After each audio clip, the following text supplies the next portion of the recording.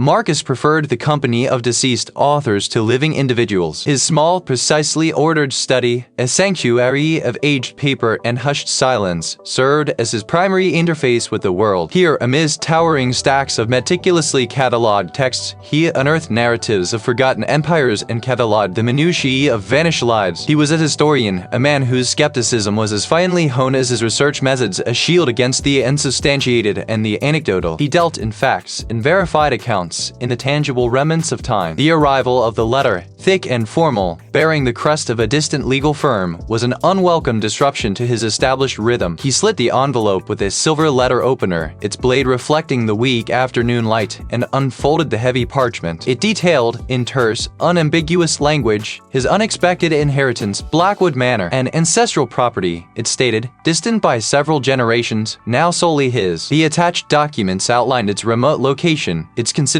acreage, and, curiously, a brief mention of its unique historical significance and local reputation. Marcus read the lines twice, a faint frown creasing his brow. An inheritance of this magnitude was an anomaly, an uninvited variable in his controlled existence. He knew little of this distant branch of his family beyond a few genealogical entries in a dusty volume. The local reputation piqued his professional interest, though he immediately filed it under superstition and rural folklore. Such narratives, he understood, were often fabricated to imbue ordinary structures with a false sense of gravitas or to deter unwanted attention. He saw Blackwood Manor not as a home, but as a historical site, a potential repository of undiscovered primary sources. A research project, perhaps, demanding a brief, efficient visit before its inevitable sale. He had arranged his affairs with the same methodical precision he applied to his research. Travel logistics were streamlined, a series of connections designed for minimal human interaction. The journey itself was a gradual shedding of the familiar. Cities blurred into towns, towns into isolated villages, until the landscape became a vast, undulating expanse of unkempt fields and skeletal trees. The train rattled its way deeper into the hinterlands, the rhythmic clatter a monotonous lullaby that did little to quiet the subtle hum of anticipation within Marcus. He acknowledged it as a purely intellectual curiosity, a desire to physically verify the details of the inheritance. The final leg of the rail journey concluded at a small, dilapidated railway depot. The structure appeared forgotten, its paint peeling in long, brittle strips, its windows opaque with grime. A single, flickering fluorescent tube hummed above the platform,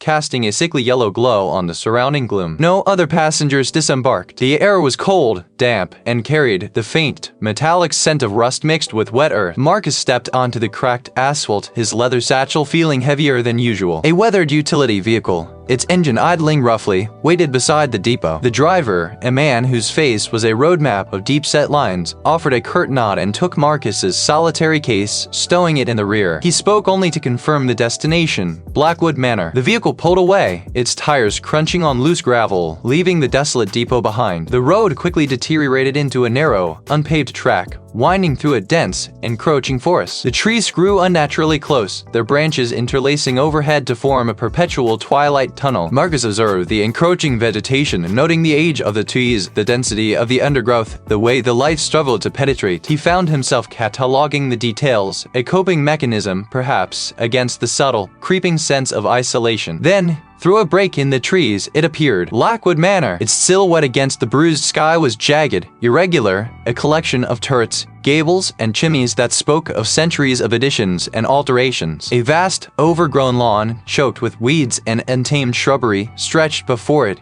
culminating in a heavy, wrought iron gate that hung crookedly on rusted hinges. The driver stopped the vehicle a respectful distance from the gate, killed the engine, and simply pointed.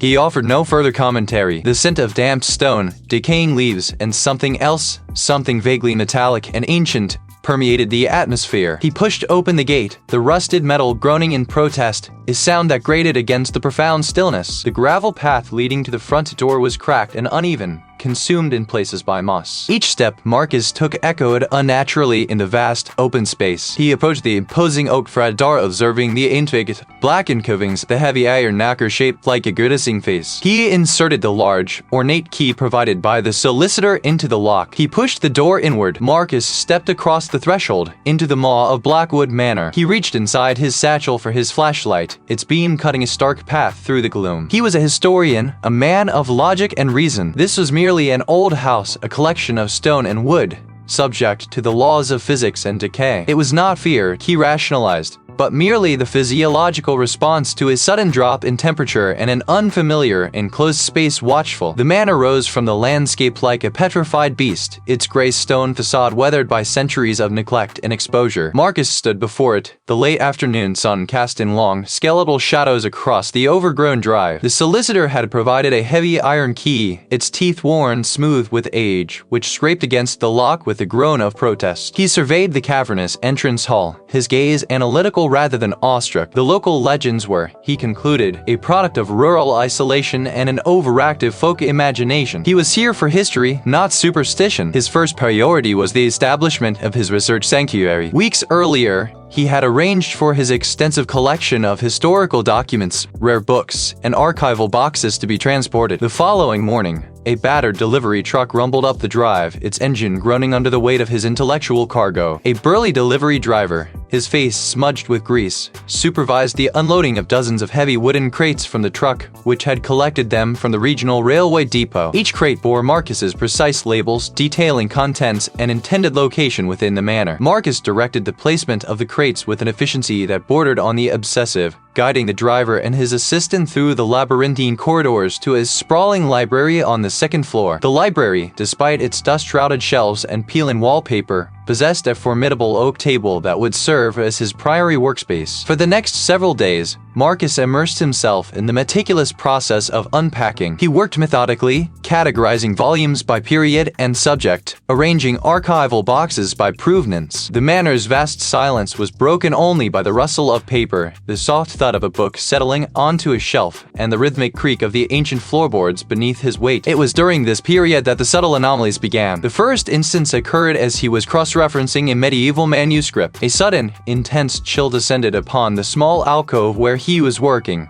far more profound than the general coolness of the old house. It lasted perhaps 10 seconds, an icy breath that seemed to penetrate his skin, before dissipating as abruptly as it had appeared. Marcus paused, his pen hovering over the page. He glanced around, noting the sealed window, the absence of any discernible draft. He made a mental note to check the thermal efficiency of the manor's construction, a purely academic interest. Later that afternoon, while retrieving a volume on regional folklore, he heard it. It was too soft to be a word, too rhythmic to be the house settling. Marcus cocked his head, listening intently. The sound persisted for a moment, like dry leaves skittering across a distant floor, then faded into the pervasive quiet. He dismissed it as the sound of the wind negotiating a loose pane in an upper window, or perhaps the groan of ancient timbers. The house was old, after all. Such noises were to be expected. The most unnerving incident involved his reading glasses. He had placed them carefully on top of a stack of parliamentary records, turned to retrieve a magnifying glass from a nearby drawer, and when he looked back, they were gone. He searched the table, then the floor, meticulously retracing his steps. He felt a flicker of annoyance, a rare deviation from his usual composure. He was not prone to absent-mindedness. After a fruitless search, he located them not on the table, but on a low, vacant shelf across the room,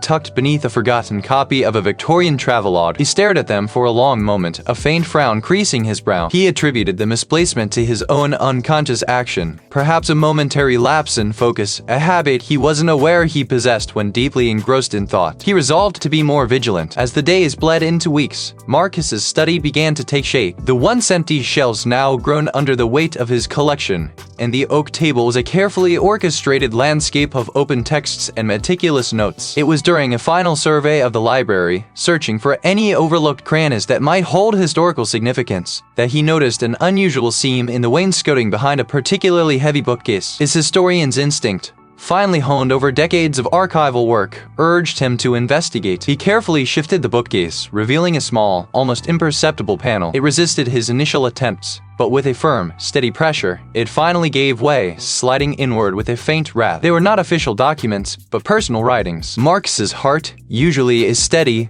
predictable mechanism, gave a small, unbidden lurch. He carefully extracted the first journal, its pages thin and foxed. The script was a delicate, looping hand, fading in places, but legible. He opened one at random. My thoughts slipped like sand through a sieve. I forget what I was to say.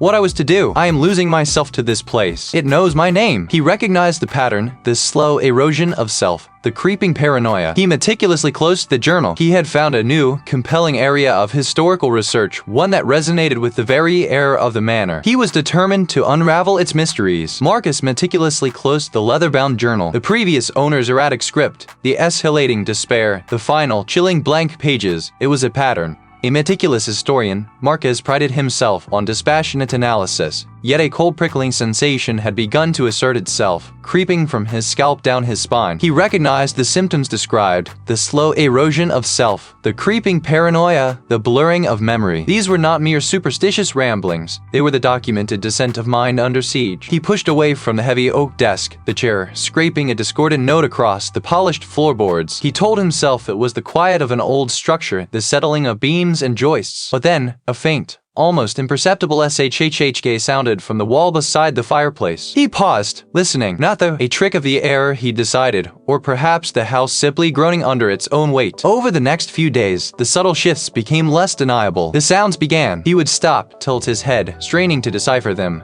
but they would always recede, leaving only the profound quiet in their wake. At first, he attributed it to auditory pareidolia, the mind attempting to find patterns in white noise. Peripheral vision became an unwelcome source of unease. Each time, he would whip his head around only to find nothing but the aged wood, the dusty fabric, the empty space. His skepticism fought a losing battle against the mounting evidence of his own senses. He dismissed them as optical fatigue, the strain of long hours poring over archaic texts. His sleep offered no reprieve. Nightmares, vivid and unsettling, began to plague him. The dreams were fragmented, but a recurring motif emerged. Desperate, pleading voices, just beyond comprehension, echoing from within stone. Determined to find a logical explanation, Marcus plunged deeper into the manor's history. He scoured municipal archives, census records, and old land deeds. The pattern, once a suspicion, solidified into a terrifying certainty. The manor had a litany of previous occupants, each story ending in tragedy or inexplicable disappearance. A prominent merchant in the late 17th century vanished without a trace, his estate abandoned. A reclusive scholar in the 1800s was found dead in his study, a suicide note filled with frantic, nonsensical accusations against the breathing walls. A young widow in the early 20th century, the last of her line, was institutionalized after claiming the house spoke to her, demanding sacrifices. Each case shared a common thread: prolonged isolation within the manor's walls preceding their demise or madness. One afternoon, Marcus found himself needing to verify a specific detail about a former resident's belongings. A large collection of antique maps that had supposedly been shipped out after their disappearance. The old records, he discovered, were stored off-site at a disused railway depot, now repurposed as a municipal storage facility. The railway depot was a sprawling, cavernous structure of corrugated metal and grimy brick, smelling of rust, diesel, and forgotten paper. Fluorescent lights hummed overhead, casting a sickly yellow glow on towering shelves crammed with boxes and filing cabinets. He located the entry for the merchant's belongings. He looked around, suddenly feeling exposed amidst the towering, silent shelves. He shook his head,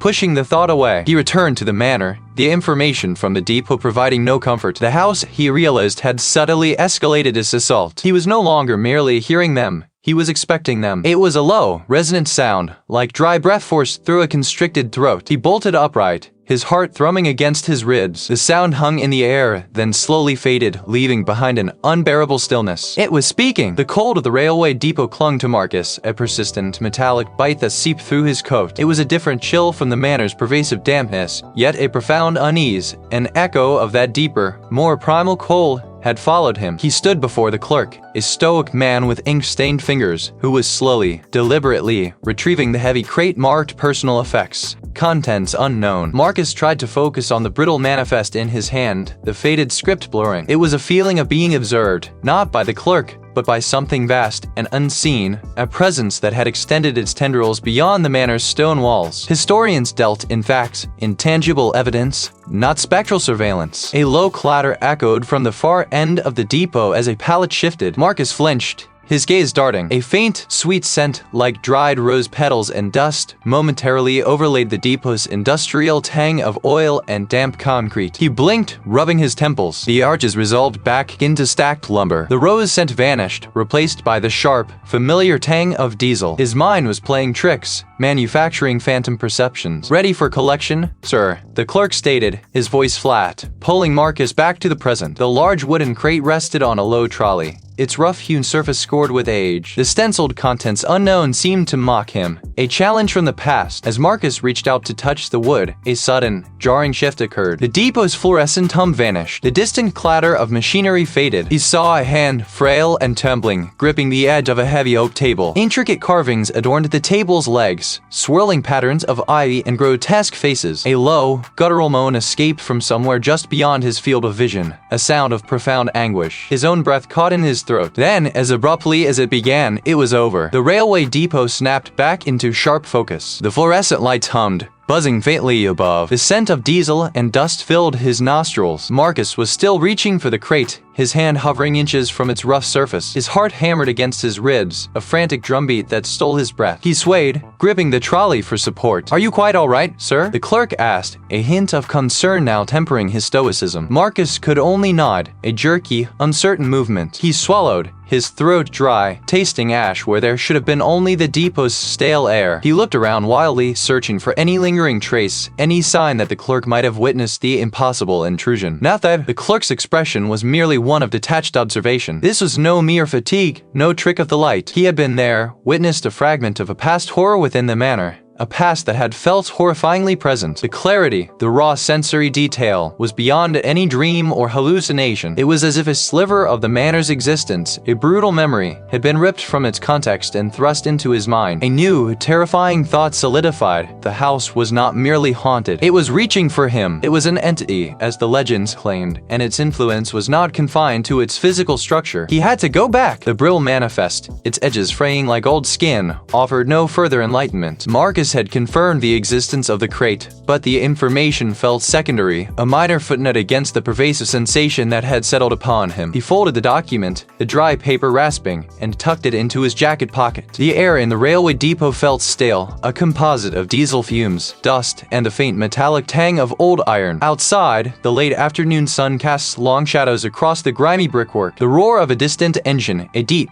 resonant tremor, vibrated through the pavement beneath his feet. He had intended to make a few calls, perhaps visit a bookstore, but the thought now felt distant, unappealing. A peculiar inertia clung to him, a reluctance to engage with the world beyond the manor's gates. His car, parked a block away, seemed an unnecessary hurdle. He considered calling a taxi, then dismissed the idea. The drive back would be quiet, a transition. The journey passed in a blur of gray asphalt and fading light. He recalled little of it, only the growing anticipation, a peculiar pull toward the manor. It wasn't eagerness, more a sense of inevitability, like a tide drawing his back to shore. As the gates swung open with a groan, a strange calm settled over him. The house loomed, a silhouette against the bruised sky, its windows like vacant eyes. Inside, the silence was absolute, a thick, palpable presence. He dropped his keys onto the hall table, the clatter echoing too loudly. The house seemed to absorb the sound, leaving only the profound quiet. He stood for a moment, listening. There was nothing, yet the feeling of being watched intensified, not overtly menacing, but possessive. It was as if the very structure exhaled around him, a slow, deliberate breath. Days bled into each other. Marcus attempted to re-establish contact with the outside world. He tried his mobile phone. The signal was consistently weak, then non-existent. He tried the landline, a dead tone. He tried the local operator, but the call never connected, dissolving into static before cutting out. He felt no particular urgency to rectify the issue. The isolation,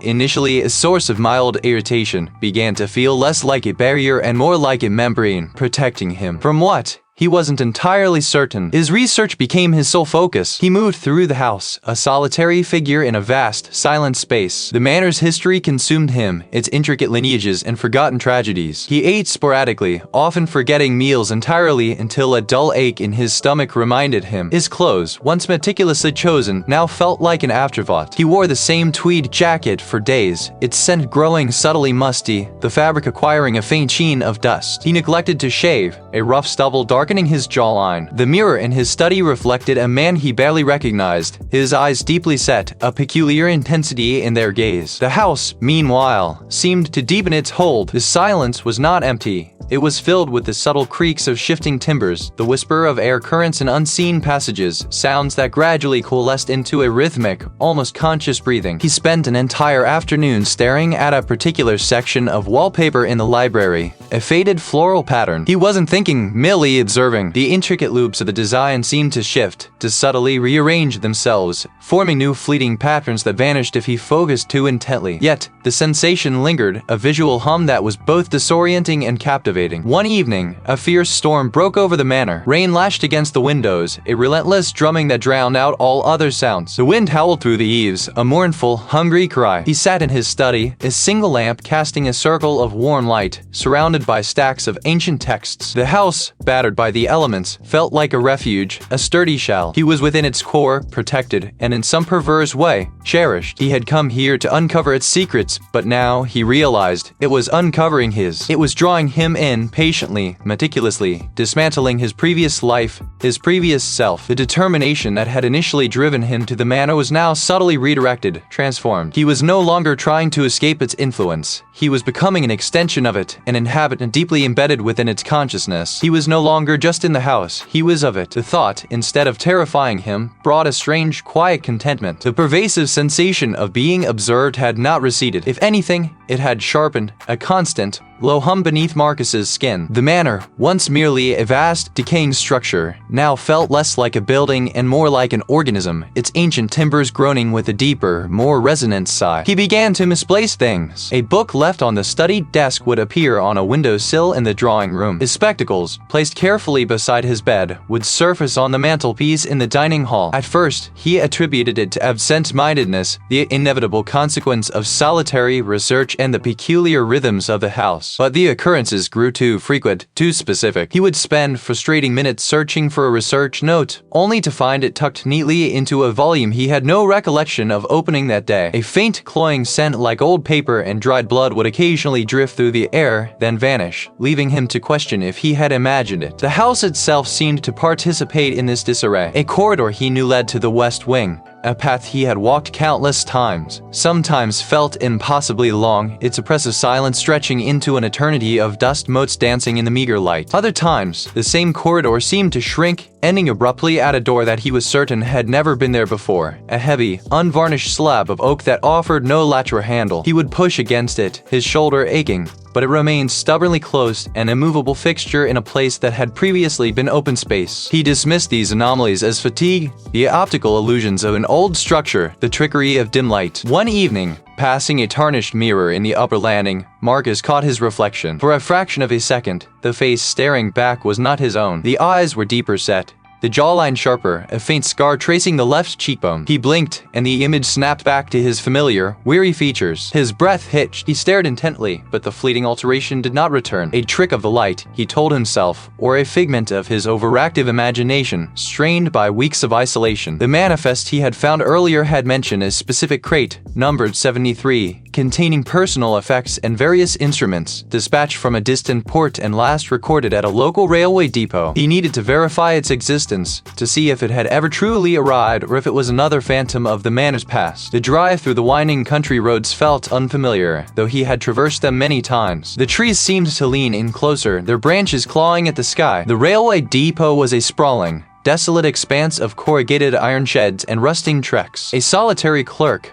hunched behind a grimy window, barely glanced up as Marcus presented his inquiry. The man's voice was a gravelly monotone, his eyes lifeless as he sifted through thick ledgers, pages yellowed and brittle. He confirmed the arrival of crate 73 years ago, noting it had been signed for and collected by the previous owner. The clerk mumbled, without looking up. Years ago? Nothing left here. A profound sense of unease settled upon Marcus. He had expected to find the crate, perhaps forgotten, gathering dust. Not that it had been collected, and certainly not by an individual whose identity was now a blur. He thanked the clerk, his mind churning with new questions, and left the depot, the echoes of distant trains seeming to mock his confusion. He walked toward the study, but the door was gone, replaced by a solid wall of ancient stone. Panic began to prickle at the edges of his awareness. He stumbled through the house, each turn presenting a new impossibility. A passage he swore led to the servants' quarters now opened into a vast, unfurnished chamber with a single, boarded-up window. The air in this room was stagnant, heavy, carrying the scent of damp earth and something indefinable, something ancient and deeply unsettling. He found himself in a small,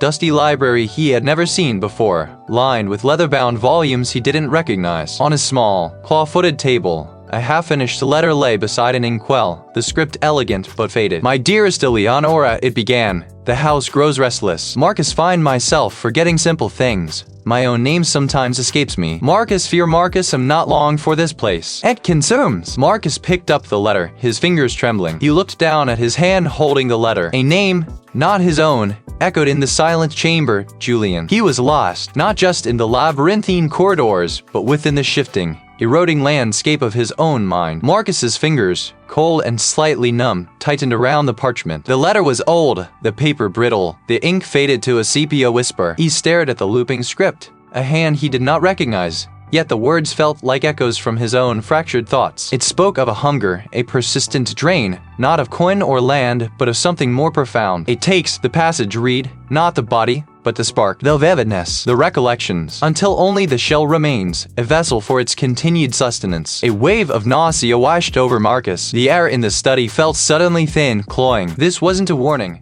It was a confession, or perhaps a journal entry from someone else, yet it resonated with a disturbing clarity in his own mind. The memory of the library's endless corridors, the forgotten faces in the portraits, his own recent moments of disorientation, they all coalesced into a nascent, horrifying pattern. The final line of the letter was a barely legible scrawl, the ledger, at the depot. They keep records of everything. Marcus scoffed, a dry, humorless sound. A ledger at a railway depot? It was absurd. It wasn't logic, but a deeper, more primal urge, a compulsion that bypassed reason and lodged itself directly in his gut. He had to go. The house, in its silent, looming presence, seemed to push him toward the door, a current of unseen pressure guiding his movements. It was a place of forgotten industry, where the air hung heavy with the ghosts of coal smoke and human toil. The wind whistled through broken panes of glass, sounding like a sigh. He felt exposed, observed, though no living soul was visible. Inside, the sheer scale of the place was overwhelming. High ceilings, crisscrossed with steel girders, vanished into gloom. Dust motes danced in the sparse shafts of light filtering through grimy skylights. Rusting wagons sat on tracks, their wheels frozen in time, their cargo long gone. He moved deeper, his footsteps echoing, the sound swallowed by the immensity. He wasn't looking for anything specific, but a strange instinct tugged him towards a smaller, brick-built structure tucked away at the far end of the depot, partially obscured by stacks of rotting timber. It looked like an old administrative office or a storage room, long abandoned. Pushing it open, Marcus stepped into a cramped, airless space. The scent of mildewed paper and stale dust was immediate, thick enough to taste. Shelves lined the walls, laden with bound ledgers, loose documents, and brittle cardboard boxes. A single, grimy window looked out onto a wall of weeds. He saw no one, heard nothing but the faint creak of the building settling. His eyes scanned the shelves, drawn to a particular section. A stack of large, leather-bound books, thicker and older than the rest, seemed to hum with a latent energy. He pulled one free. It was heavy, its cover worn smooth by countless hands. The title, stamped in faded gold, read, Blackwood Manor, Quarterly Deliveries. Marcus's breath hitched. His fingers trembled as he opened it. The pages were filled with meticulous, spidery script dating back centuries. But it wasn't a record of building materials or household goods. Payment to the collector * 1801, APRA 03, 2 units. Sustained lucidity. From the governess * 1825, Jan 20, 5 units. Life spark minor. From the stable hand * 1867, Jun 15, 10 units. Emotional resonance. From the visiting scholar * 1903, Nov 29, 7 units. Concentrated memory major. The entries continued century after century, each one a horrifying testament to the manor's insatiable appetite. It wasn't a metaphor. The manor wasn't merely haunted. It was a predator, a sentient entity that fed. It devoured the very essence of its inhabitants. And then he saw an entry, dated just a few weeks prior, current inhabitant, Marcus. He was the current meal. The manor was feeding on him, slowly, systematically, charting his consumption in a dusty ledger in a forgotten railway depot. The blurring lines between past and present, the fading memories, the inexplicable fatigue. They were not symptoms of stress or age. They were the methodical, deliberate work of an entity harvesting his very being. He was being consumed, piece by agonizing piece, and he had willingly walked into its maw. The blurring, which had become a constant, unwelcome companion, receded for a moment. A cold, undeniable certainty settled over him, heavier than any physical weight. He wasn't just investigating a house with a dark history. He was the current meal. The blur then a sharp, brutal clarity. Sunlight, weak and diffused, struggled through the high, grimy windows, illuminating motes dancing in the air. He stood before a rickety wooden desk. The open ledger splayed out, its brittle pages filled with a sprawling, archaic script. Consumption, progress, sustenance. The words thrummed with a grotesque, clinical detachment. This was not an atmospheric haunting. It was a predatory mechanism. A desperate surge of adrenaline, sharp and acrid, cut through the creeping lassitude that had been his constant companion. He was not merely an observer, nor a victim in waiting. He was prey, and in this moment of terrifying lucidity, a fierce, almost forgotten spark ignited within him, resistance. He would not be consumed. He could not. His gaze flickered from the ledger to the surrounding shelves, packed with forgotten archives, rusted components, and stacks of yellowed documents. The depot, once merely a repository of historical oddities, now felt like a desperate vault of potential salvation. He needed to find something. Anything. A flaw in the predator's design, a forgotten countermeasure. His hands, trembling but resolute, began to tear through the nearby stacks. Dust plumed around him, coating his fingers, clinging to his clothes. He pulled down heavy, bound volumes, their leather spines cracked and dry. He flipped through brittle reports detailing forgotten shipping manifests, railway schedules, and employee records, all useless. His breath hitched in his chest, a ragged, uneven rhythm. Time felt both stretched and accelerated. Each useless document was a hammer blow against his fragile hope. Then, beneath a pile of collapsed cardboard boxes, his fingers brushed against something different. Not paper, but wood. A small, intricately carved box, no larger than a man's hand, lay concealed. He pried open the delicate latch. Inside, nestled on a bed of faded velvet, lay a single, tarnished silver amulet. It was shaped like an eye, but not a human eye. Beside it, folded meticulously, was a single sheet of parchment. Marcus unfolded the parchment with care. It detailed a ritual, a desperate measure to sever the connection. The amulet, the parchment claimed, was the key to disrupting this anchor to unmaking the entity's hold. It had to be placed at the heart of the manor, at the nexus of its influence, at the precise moment of its greatest consumption. This was it. A terrifyingly slim one. The greatest consumption. That was him, wasn't it? He was the meal, and the manor would be weakest, most vulnerable, when it was actively trying to digest him. The thought was nauseating, but the clarity of the instruction, the sheer audacity of the plan solidified his resolve. The parchment he carefully refolded and tucked inside his shirt. The railway depot, with its dusty ledgers and forgotten secrets, had yielded its truth. The manor was not merely haunted.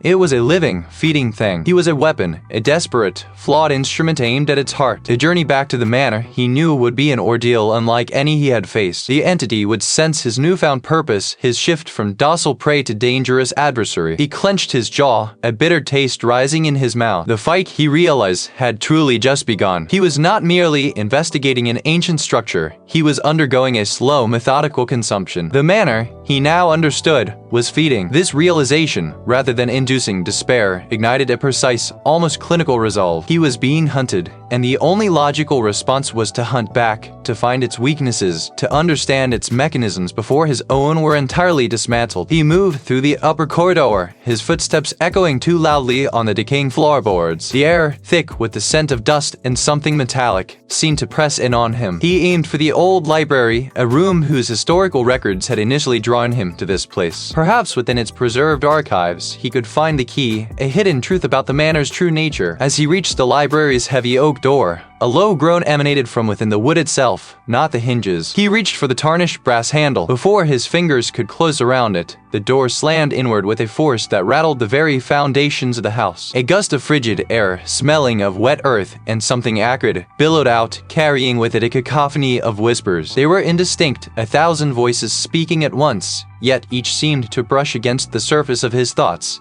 threatening to pull him under. He stumbled back, heart thudding a frantic rhythm against his ribs. He braced himself, pushing against the invisible barrier. The door, now ajar, began to slowly, deliberately close, not swinging, but sliding as if an immense, unseen hand were guiding it. He jammed his foot into the gap, struggling against the inexorable pressure. The wood pressed against his boot, splintering slightly. He could feel the resistance, a tangible malevolence. With a grunt, he forced it open again, wide enough to slip through. The instant he was inside, the door slammed shut behind him, the sound of the latch clicking into place echoing with an unnerving finality. He turned, trying the handle. He was trapped. A figure materialized in his peripheral vision, standing between two towering bookshelves. It was tall, indistinct, a wavering outline of a man in archaic clothing. Its head was tilted, observing him. It did not move, but Marcus felt its gaze, a scrutiny that seemed to bore into his very essence, probing for vulnerabilities. The figure was an extension, he understood, a projected will. It was the house, observing him, assessing its prey. The floorboards beneath his feet felt damp. He tried to ignore the figure, moving towards a heavy, leather-bound tome on a nearby table. Perhaps some insight, some forgotten chronicle, lay within. As his fingers brushed the aged leather, the book vibrated, then flew open, its pages fluttering violently. Then, with a disorienting lurch, the library dissolved. He was no longer in the manor. The air was sharp with the scent of chiasot and damp earth. Ahead, a labyrinth of steel rails glinted under a sky the color of bruised plums. This was a railway depot. Steam hissed somewhere to his left. A series of freight wagons, their sides streaked with rust, stood idle on a parallel track. The silence was not absolute. It was filled with the subtle groans of cooling metal, the drip of condensation, and the faint, rhythmic shunting sound that echoed from far down the line. His breath plumed in the cold air. This was too real, too vivid to be a mere hallucination. He saw the subtle sheen of oil on the tracks, the precise angles of the sleepers. He heard a low rumble approaching, a tremor in the ground beneath his feet. He turned, trying to orient himself. He was utterly alone in this vast, industrial expanse. The thought that he was physically here, and the manor was a dream, flickered through his mind, a terrifying inversion of reality. Was this another layer of its deception? A new prison? The scent of Criasso vanished, replaced by the familiar, cloying dampness of the manor. He stood, once again, before the heady table, his hand hovering inches from the open, fluttering book. The spectral figure remained, unmoving, its indistinct form seeming to pulse with a faint, malevolent energy. Marcus clutched the edge of the table, his knuckles white. The transition had been instantaneous, brutal. The house wasn't just showing him visions, it was putting him into them, making them undeniably, physically real. It was an assault on his very perception of reality, designed to shatter his anchor to the present. The library's gloom deepened. The air grew heavy, thick, as if the very atmosphere was solidifying around him. The walls seemed to draw inward, the ceiling pressing down. He was determined, yes, but the house was fighting back with a calculated, terrifying intelligence, intent on breaking him piece by agonizing piece. The cold, undeniable certainty had settled over Marcus. The manor, he now understood, was feeding. He was a surgeon facing a malignant growth, and he would find its root, no matter the cost to himself. His research, frantic and focused in the days following his epiphany, had yielded a single cryptic reference in a crumbling ledger. It spoke of the cargo of memory and a deep foundation laid far from the manor's walls, yet inextricably linked. The coordinates were vague, but pointed to the old railway depot, a place of transit, of arrivals and departures where countless lives brushed against each other before scattering. A perfect harvesting ground. The drive was a blur of distorted landscapes. The winding road, usually familiar, seemed to stretch and contract, the sparse, skeletal trees along its edge appearing to lean inwards, observing his passage. Marcus gripped the steering wheel, his knuckles white, his gaze fixed on the faint glow of the town's periphery. The manor's tendrils, he knew, reached further than he had ever imagined, trying to subtly dissuade him, to make him forget his purpose. He arrived at the railway depot under a sky the color of bruised plums. The air was thick with the metallic tang of rust and the acrid, earthy scent of chiasot. The vast expanse of the depot was a skeletal monument to obsolescence. Collapsing corrugated iron sheds, skeletal gantries reaching into the gloom, and a lattice of overgrown, disused tracks vanishing into dense thickets. The wind, a mournful whisper, rattled loose panels and whistled through broken windows, creating a chorus of low, guttural sighs. Marcus parked the jeep near a derelict signal box, its glass long since shattered.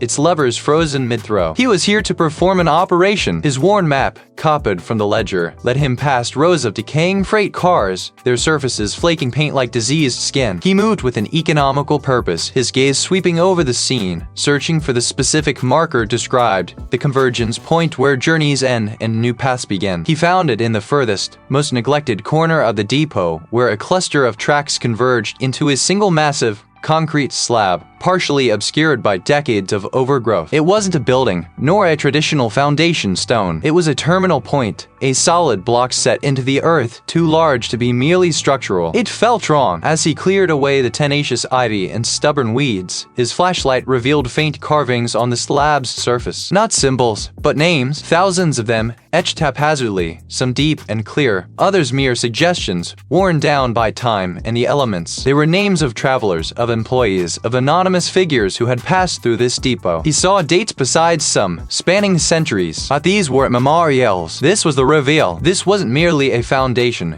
It was a vast, sprawling ledger, a physical manifestation of the manor's consumption. Each name, he realized with a horrifying clarity, represented a life, a memory, a fragment of identity that had been drawn into this nexus, then funneled to the manor. The slab was a filter, a collection point, the true heart of Parasite's operation. It was feeding on the imprints left by human experience. A low hum began to vibrate through the concrete, a sound that seemed to originate from within his own skull. The names on the slab began to shimmer, an optical illusion that made them appear to shift and dance. Marcus felt a sudden, profound disorientation. His own memories, sharp and distinct moments from his past, flickered at the edge of his awareness, threatening to detach, to drift away like autumn leaves. He saw his mother's face, heard a forgotten melody from his childhood, felt the texture of a specific book cover from his youth, all vying for his attention, attempting to pull him away from his task. He reached into his bag, his movements precise despite the encroaching psychological fog. He pulled out the heavy iron bar he had brought, not a weapon, but a tool. His plan was simple, if desperate, to destroy the central node, to sever the connection, to starve the entity. As he raised the bar, the humming intensified, a high-pitched whine that grated against his teeth. Your memories are ours. Marcus gritted his teeth, forcing himself to focus. He brought the iron bar down with all his strength, aiming for the deepest etchings, the nexus of names, the apparent focal point of the slab's malignant energy. The impact was a dull thud, not the shattering crack he expected. The concrete absorbed the blow, vibrating fiercely, and a spray of infinitesimal dust rose into the air, shimmering with an unholy light. He felt a distinct,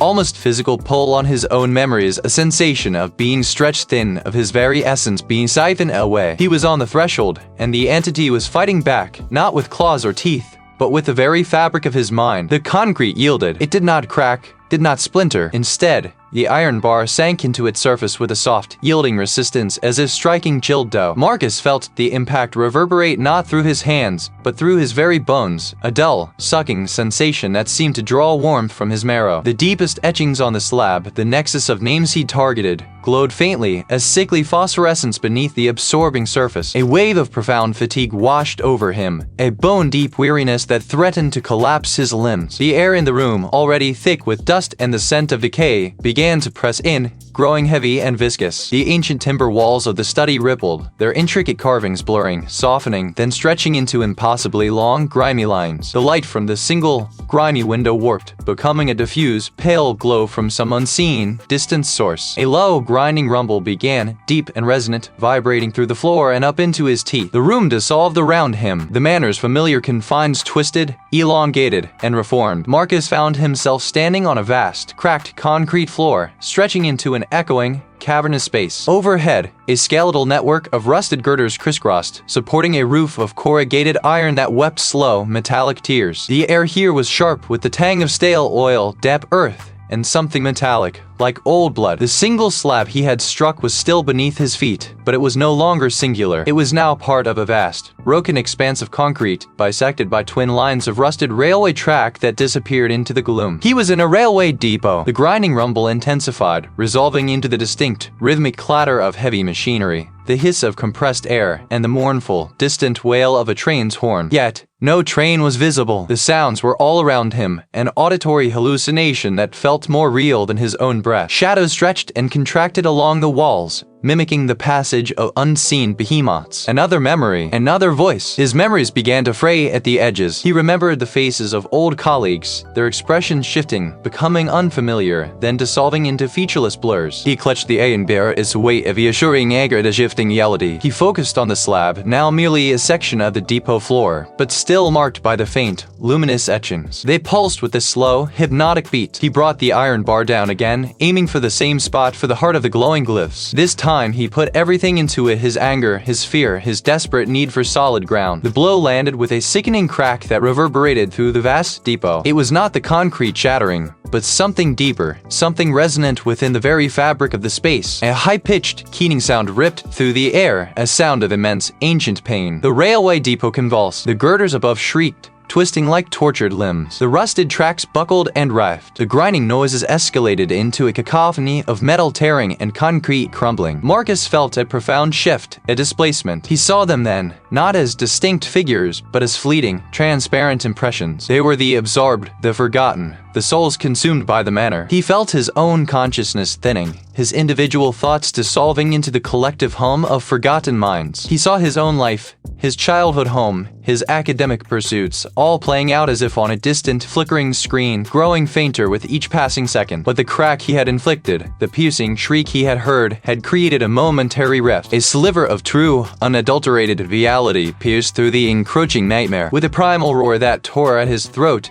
Marcus twisted, driving the iron bar not down, but sideways, a desperate, sweeping blow aimed at the phantom core he perceived. It was an act of pure will, a refusal to be extinguished. The impact was not physical, but a metaphysical wrenching, a tearing. The keening intensified, becoming a monstrous, guttural shriek that filled the railway depot. The viscous floor erupted, throwing him upward. He was hurled through the twisting girders, through the deafening roar, through the swirling faces of the lost. The air became a solid, crushing force, then abruptly gave way to a sudden, absolute stillness. The railway depot was gone. He was lying in the ancient, unlit main hall of the manor, the air still and heavy with the scent of aged stone and dust. His body ached, every muscle screaming in protest, but the bone-deep weariness, the draining sensation, had receded. He pushed himself up, his limbs trembling. The manor was silent, a vast, breathing entity around him, but something had changed. There was a wound, he realized, not visible, but palpable. A deep, agonizing tremor ran through the very foundations of the house, a constant, low thrum that spoke of immense suffering. He looked at his hands, and at his reflection in a tarnished wall sconce. His face was pale, streaked with grime, his eyes wide and haunted. But something else was there. He felt lighter, yet profoundly altered. The memory of the faces, the silent screams, the viscous floor of the railway depot, they were all still vivid. Too vivid. They were his asterisk memories now, intertwined with his own. He had escaped, yes, but he was no longer merely Marcus, the historian. The manor still stood, wounded but alive, and Marcus, too, was alive, but forever bound to its terrible legacy. He was free, but the railway depot, the place of absorption, had left its mark. He felt a faint, distant hum within him, a resonance that was not his own, a new, terrifying part of his being.